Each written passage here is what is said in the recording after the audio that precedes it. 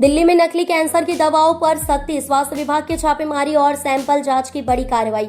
नकली दवाओं को लेकर गंभीर हुआ स्वास्थ्य विभाग।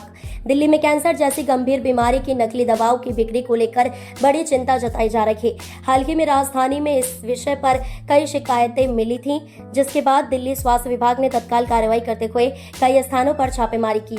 ये कार्रवाई दिल्ली के अलग अलग मेडिकल स्टोर्स और डीलरों पर की गई, जहां से संदिग्ध दवाओं के सैंपल जब्त किए गए हैं। स्वास्थ्य मंत्री का सख्त रुख। दिल्ली के स्वास्थ्य मंत्री ने इस मामले को बेहद गंभीर बताते हुए कहा कि यदि कोई भी व्यक्ति या संस्था इस घोटाले में दोषी पाई गई तो उसके खिलाफ कड़ी कानूनी कार्रवाई की जाएगी। उन्होंने यह भी कहा कि सरकार किसी भी कीमत पर कैंसर के मरीजों के जीवन से खिलवाड़ नहीं होने देगी। इस प्रकार की नकली दवाएं न केवल मरीज की जान के लिए खतरा है, बल्कि स्वास्थ्य व्यवस्था पर से लोगों का भरोसा भी खत्म कर सकती है।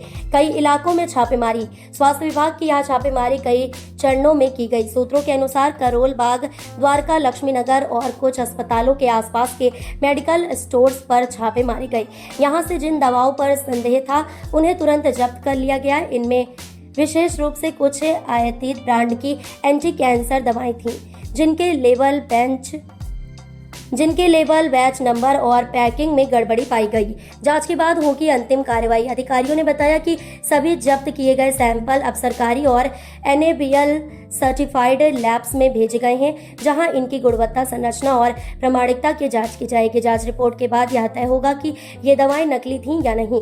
रिपोर्ट आने में लगभग 7 से 10 दिन का समय लग सकता है।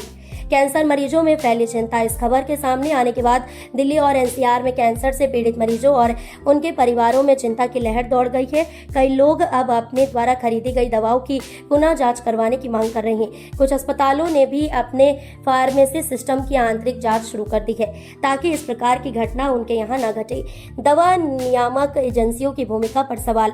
यह मामला सामने आने के बाद दिल्ली के दवा नियामक विभाग की कार्यशैली पर भी सवाल उठ रहे हैं। विपक्ष ने आरोप लगाया है कि अगर दवा लाइसेंस और सप्लाई चेन पर ठीक से निगरानी होती तो यह घोटाला समय रहते पकड़ा जा सकता था। सरकार का कहना है कि अब से मेडिकल स्टोरों की नियमित निगरानी की जाएगी और लाइसेंस प्रणाली को और पारदर्शी बनाया जाएगा।